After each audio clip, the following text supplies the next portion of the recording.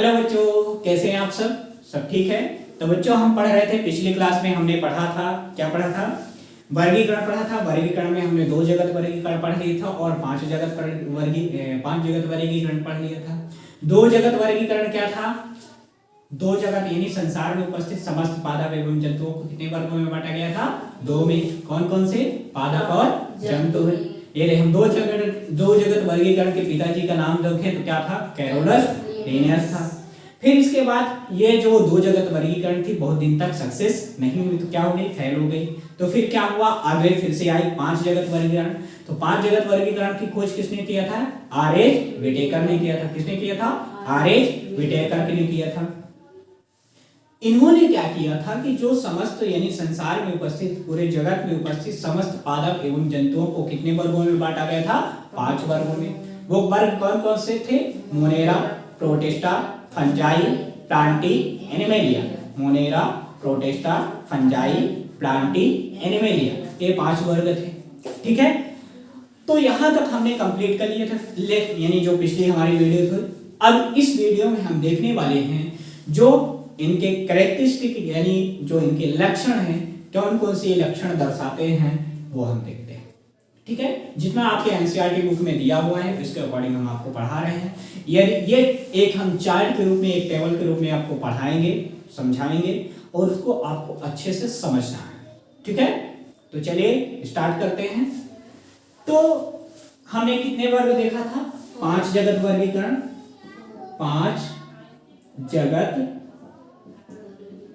वर्गीकरण क्या था? 5 जगत वर्गीकरण। 5 जगत वर्गीकरण में इसकी खोज किसने किया था? आर.एच. व्हिटेकर। किसने किया था? आर.एच. व्हिटेकर। चलिए देखते हैं ये 5 वर्ग कौन कौन से थे।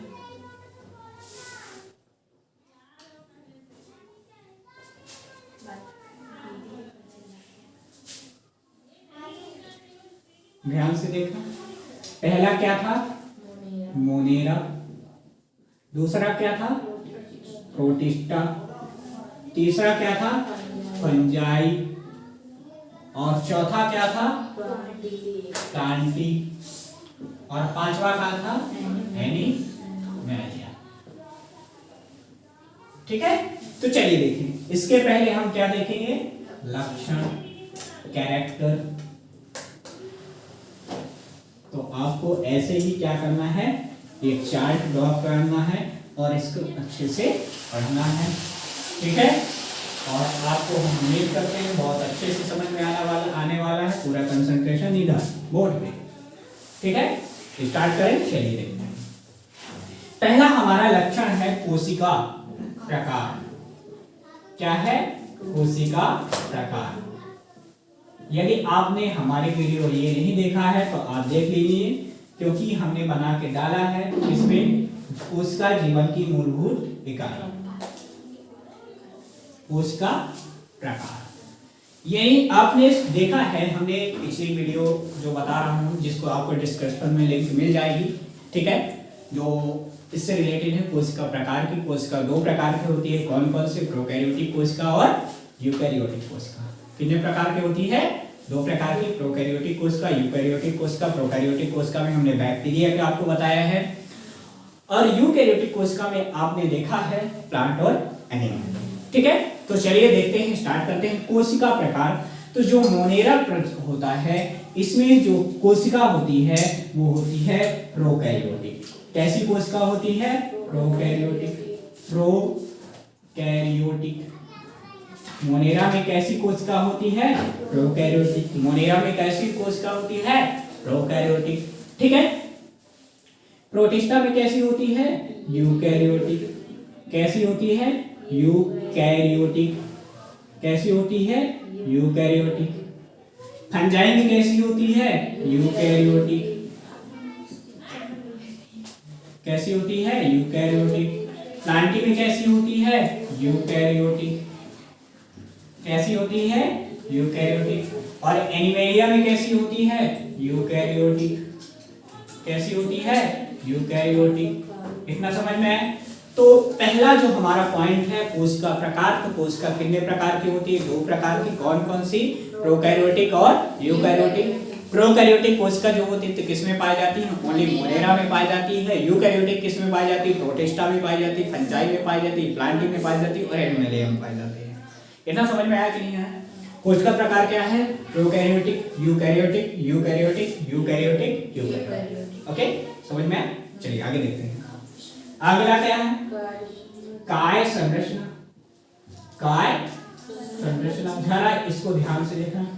काय का मतलब होता है हमारी बॉडी संरचना, ऊपर से नीचे तक। क्या? काय संरचना, बॉडी संरचना। काय का मतलब होता है पूरा शरीर। पूरा शरीर आप कैसे हो? मल्टी सेल्युलर हो। कैसे हो? बहुकोशिकीय हो। कैसे हो? बहुकोशिकीय हो। यानी मानव एक तरह के क्या है? बहुकोशिकीय है। ठीक है। तो काय कोशिकी किस तरह का होगा? एक कोशिकी होगा, द्विकोशिकी होगा या बहुकोशिकी होगा? एक कोशिकी, बहुकोशिकी, एक कोशिकी, बहुकोशिकी।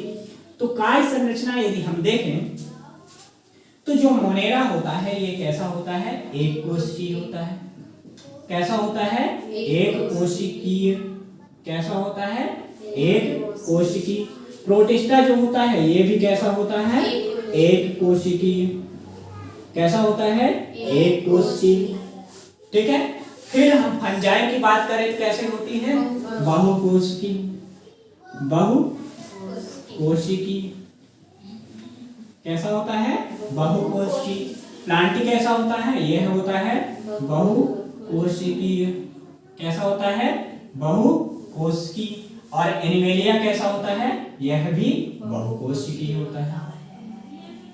कैसा होता है? बहुकोशिकीय होता है। समझ में आया कि नहीं आया? आ गया? चलिए देखते हैं। ठीक है।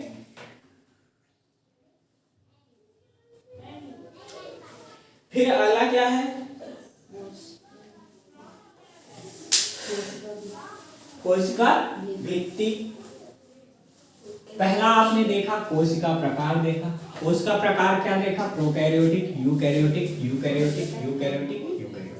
काय संरचना आपने देखा, एक कोशिकी, एक कोशिकी, बहुकोशिकी, बहुकोशिकी और बहुकोशिकी। अगला क्या है? कोशिका भित्ति। थर्ड क्या है? कोशिका भित्ति। चलिए देखते हैं। अगला क्या है? कोशिका भित्ति। अगला क्या है? कोशिका भित्ति है। चलिए देखते हैं। अगला क्या है? कोशिका भित्ति। अब मोनेरा में जो होती है कोशिका भित्ति पाई जाती है क्या अनुपस्थित होती है? पाई जाती है। ठीक है। तो इसमें क्या होते हैं? कोशिका भित्ति उपस्थित होती है। इसमें क्या होती है? कोशिका भित्ति उपस्थित होती है। उपस्थित होती है। इसमें भी क्या होती है? उपस्थित होती है। क्या होती है? उपस्थित होती है। इसमें भी क्या होती है? उपस्थित होती है। इसमें भी क्या होती है? उपस्थित होती है। लेकिन एनिमल में अनुपस्थित होती है। क्या होती है? अनुपस्थित होती है। इसको आपको याद करके रखना कि किसी भी पादप या जंतु में, पादप में तो कोशिका भित्ति पाई जाएगी लेकिन जंतु में कभी भी कोशिका भित्ति नहीं पाई जाएगी। ध्यान रखना हमेशा, जंतुओं में कोशिका भित्ति नहीं पाई जाती है। जंतुओं में कोशिका भित्ति नहीं पाई जाती है। चलिए आगे हम देखें। क्या देखें? कोशिका झिल्ली। कोशिका झिल्ली। अगला क्या है? कोशिका झिल्ली। कोशिका झिल्ली क्या होती है? अनुपस्थित होती है। क्या होती है? अनुपस्थित होती है। अनुपस्थित होती है। अनुपस्थित होती है। क्या होती है? अनुपस्थित होती है। अनुपस्थित होती है। और इसमें क्या होती है? उपस्थित होती है। उपस्थित होती है। इसमें कोशिका भित्ति झिल्ली क्या होती है? उपस्थित होती है। इतना समझ में आया कि नहीं आया? आ गया? क्या क्या आपने देख लिया? कोशिका प्रकार देख लिया, दूसरा के देख लिया काय संरचना देख लिया, तीसरा के दिया कोशिका भित्ति देख लिया, चौथा क्या देख लिया? कोशिका झिल्ली देख लिया। अब पांचवा क्या है? पांचवा क्या है? पोषण। पांचवा क्या है? पोषण। पोषण, ठीक है, न्यूट्रिशन। पोषण, न्यूट्रिशन। चलिए देखते हैं पोषण कैसे होता है। तो इनमें क्या होता है पोषण? कैसे होते हैं? स्वापोषी, स्वापोषी और विषम पोषी। स्वापोषी, विषम पोषी और क्या होते हैं? कुछ परपोषी भी होते हैं। परपोषी, स्वापोषी, परपोषी, ठीक है। स्वापोषी, विषमपोषी, परपोषी। प्रोटिस्टा भी कुछ होते हैं स्वापोषी, कुछ होते हैं विषमपोषी और कुछ होते हैं परपोषी। लेकिन फंजाई जो होता है हमेशा भिखारी रहता है। क्या रहता है? भिखारी रहता है। भिखारी का है तो दूसरों से मांगता रहता है, दे दे बाबा, दे दे, तो ऐसे ही करता रहता है, ठीक है। फंजाई हमेशा दूसरों से ही डिपेंड रहता है। क्यों? क्योंकि ये क्या होता है? परपोषी होता है। कैसा होता है? परपोषी होता है। ध्यान रखना, इसको मैं दूसरे कलर से लिख रहा हूं और मार्क कर रहा हूं। ये क्या होता है? परपोषी। हमेशा और हमेशा ये परपोषी होता है। इसको हमने आपको पहले ही बता दिया, अलग तरीके से लिख दिया। क्या होता है? भिखमंगा होता है। क्यों? क्योंकि हमेशा भीख मांगता रहता है। क्यों मांगता रहता है? उसका रीजन मैं अभी बताऊंगा। जो प्लांट होता है ये कैसा होता है? स्वापोषी होता है। कैसा होता है? स्वापोषी होता है। प्लांट कैसा होता है? स्वापोषी होता है। और एनिमल कैसा होता है? ये भी क्या होता है? परपोषी होता है। जो आप खाना बनाते हो तो एक्चुअल में खुद नहीं बनाते हो, खुद नहीं बनाते हो, पौधों से प्राप्त करते हो, जंतुओं से प्राप्त करते हो, तो क्या है? परपोषी हो गया। लेकिन ये फंजाई जो होता है ये हमेशा परपोषी या परजीवी होता है। परपोषी या परजीवी, ठीक है, परपोषी या परजीवी होता है। अब क्यों होता है? क्योंकि फंजाई एक तरह का प्लांट होता है। क्या होता है? प्लांट। इसको प्लांट माना जाता है। प्लांट जैसे इसके कैरेक्टर होते हैं, इस तरह से इसको एक तरह का प्लांट माना जाता है, ठीक है। लेकिन ये जो होता है परपोषी या परजीवी क्यों होता है? क्योंकि इसमें क्लोरोफिल नहीं पाया जाता है, और क्लोरोफिल नहीं पाया जाता है तो भोजन नहीं बनाएगा। पौधे जितने भी हैं, जितने भी स्वापोषी होते हैं, तो उनमें क्या पाया जाएगा? क्लोरोफिल पाया जाएगा। क्लोरोफिल पाया जाएगा तो प्रकाश संश्लेषण करेंगे, प्रकाश संश्लेषण करेंगे तो भोजन का निर्माण करेंगे, और भोजन का निर्माण करेंगे तो स्वापोषी हो गए। समझ में आ गया? क्या मैंने बोला? क्लोरोफिल पाया जाएगा, क्लोरोफिल पाया जाएगा तो प्रकाश संश्लेषण करेंगे, प्रकाश संश्लेषण करेंगे तो क्या होगा? भोजन प्राप्त करेंगे, और भोजन प्राप्त करेंगे तो स्वापोषी होंगे। यदि क्लोरोफिल नहीं पाया जाएगा तो परपोषी होंगे, और दूसरे पे डिपेंड रहेंगे तो क्या होंगे? परपोषी या परजीवी। समझ में आया कि नहीं है? आगे ये हुआ, समझ में आया कि नहीं आया? तो पोषण कैसा हो गया? स्वापोषी, विषमपोषी, परपोषी। स्वापोषी, विषमपोषी, परपोषी। ये क्या होता है? परपोषी या परजीवी। ये क्या होता है? स्वापोषी होता है। ये क्या होता है? परपोषी होते हैं, ठीक है। परपोषी का परजीवी नहीं होता। मानव जो होता है परजीवी नहीं होता, किसी दूसरे के शरीर पे रहकर नहीं पोषण प्राप्त करता है। हमेशा ये क्या करता है? भोजन के लिए किसी दूसरे, परजीवी का मतलब होता है क्या? परजीवी का मतलब होता है किसी दूसरे के शरीर में रहकर पोषण प्राप्त करना परजीवी कहलाता है। लेकिन इंसान जो होता है परजीवी नहीं होता है, लेकिन होता है एक विकसित हो रहा शिशु जो मां के गर्भ में पल रहा होता है, वो एक तरह का परजीवी होता है। ध्यान रखना, यदि मानवों में, जीवों में यदि हम बात करें तो किसी भी जीव हो गए, कोई भी जीव हो गया जो बच्चे को जन्म देता है, बच्चे के जन्म से पहले जब वो गर्भ में होता है वो परजीवी होता है। ध्यान रखना, ठीक है। यदि आपसे पूछा जाता है कि जीवों में परजीवी का उदाहरण क्या होता है, तो गर्भ में पल रहे शिशु जो होता है, गर्भ में पल रहा शिशु, ठीक है, वो क्या होता है? परजीवी का उदाहरण होता है। क्यों परजीवी क्यों होता है? क्योंकि अपना पूरा पोषण, संपूर्ण पोषण के लिए किस पे डिपेंड होता है? अपने माँ के भोजन पे डिपेंड होता है। इस कारण से वो क्या है? परजीवी। समझ में आया? तो इतना समझ में आया। अगला पॉइंट क्या है? जन्म। 6 पॉइंट क्या है? जन्म। चलिए देखते हैं जन्म कैसा होता है। जनन कैसा होता है? संयुग्मन जनन। जनन कैसा होता है? संयुग्मन द्वारा और बीजाणु द्वारा। होता है कि नहीं होता है? होता है। ये भी कैसा होता है? संयुग्मन द्वारा। कैसा होता है? संयुग्मन। ठीक है। और कैसा? बीजाणु। लेकिन फंजाई कैसा होता है? अलैंगिक होता है। कैसा होता है? अलैंगिक। जंतुओं में कैसा होता है? लैंगिक और अलैंगिक दोनों होता है। लैंगिक एवं अलैंगिक दोनों होता है। और जंतुओं में हमेशा कैसे होता है? लैंगिक जनन। सेक्सुअल रिप्रोडक्शन होता है। कैसा होता है? सेक्सुअल रिप्रोडक्शन, लैंगिक जनन होता है। समझ में आ गया क्या? नहीं आ गया?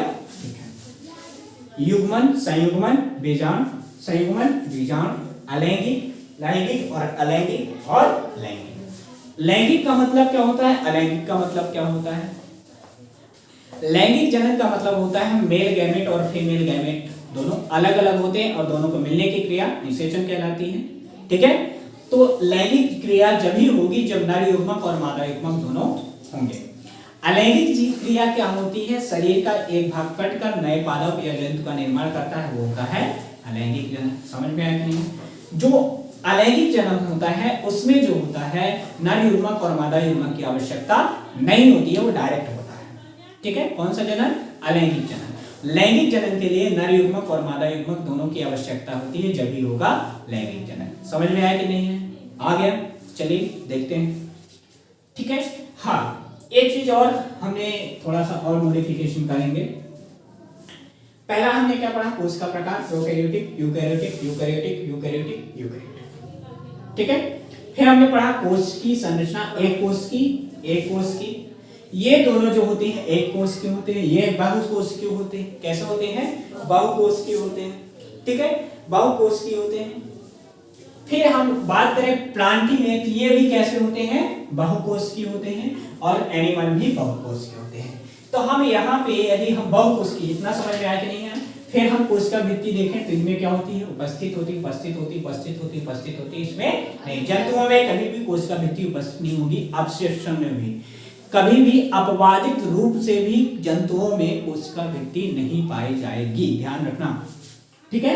फिर हम कोशिका झिल्ली की बात करें तो पाई जाती है, ऐसा नहीं है कि पूरी तरीके से अनुपस्थित है, पाई जाती है, लेकिन जो बनी होती है वो अलग अलग पदार्थों की बनी होती है। ठीक है। इस कारण से यहाँ पे डायरेक्ट अनुपस्थित लिख दिया है, लेकिन यहाँ पे डायरेक्टली नहीं है। यहाँ पे जो होती है उपस्थित होती, कोशिका झिल्ली उपस्थित होती है। ठीक है। अब देखो इनमें डायरेक्टली कोशिका झिल्ली कैसे उपस्थित? कोशिका के चारों ओर पाई जाने वाली झिल्ली कोशिका झिल्ली होती है, और कोशिका द्रव्य के चारों ओर पाई जाने वाली कहलाती है भित्ति साइटोप्लाज्मिक मेम्ब्रेन। क्या? कोशिका द्रव्य झिल्ली, कोशिका द्रव्य के चारों ओर पाए जाने वाली झिल्ली कहलाती है कोशिका द्रव्य झिल्ली, और कोशिका के चारों ओर पाई जाने वाली झिल्ली कहलाती है कोशिका झिल्ली। दोनों में अंतर है। यदि कोशिका द्रव्य के चारों ओर पाई जा रही है तो उसको उसके पहले लिखा होगा साइटोप्लाज्मिक मेम्ब्रेन, कोशिका द्रव्य झिल्ली, और कोशिका के चारों ओर तो कोशिका झिल्ली। तो दोनों में अंतर है कि नहीं है? है ना। एक कोशिका द्रव्य के चारों ओर कोशिका द्रव्य झिल्ली साइटोप्लाज्मिक मेम्ब्रेन, और कोशिका के चारों ओर कोशिका झिल्ली। तो यहाँ पे जो कोशिका झिल्ली यहाँ पे हम बात की है, साइटोप्लाज्मिक मेम्ब्रेन की बात नहीं की है, कोशिका झिल्ली की बात कर रहे हैं। तो कोशिका झिल्ली किसी भी इनमें नहीं पाई जाती, ना तो मोनेरा में पाई जाती, ना प्रोटेस्टा में पाई जाती, ना तो फंजाई में पाई जाती, ना तो प्लांटी में पाई जाती। एनिमालिया में बस में क्या पाई जाती? कोशिका झिल्ली पाई जाती है, सेल मेम्ब्रेन पाई जाती है। ठीक है। फिर हम बात करें पोषण की, तो स्वपोषी, परपोषी, परजीवी होते हैं। स्वपोषी, विषमपोषी, परपोषी होते हैं। ये क्या होती है? परपोषी हमेशा भिखमंगा होता है। कौन? फंजाई। क्यों? क्योंकि किसी दूसरे पे डिपेंड रहता है, किसी दूसरे के शरीर पे रहता है, इस कारण से। एग्जाम्पल बताओ, क्या होता है एग्जाम्पल बताओ? फंजाई का, परपोषी का, अमरवेल नाम देखा सुना? अमरवेल अमर बेल तो आप देख रहे होंगे पौधों में पीले पीले कलर की लगी होती, बिल्कुल जाल जैसी संरचना बनाती है, उसको बोलते हैं अमर बेल।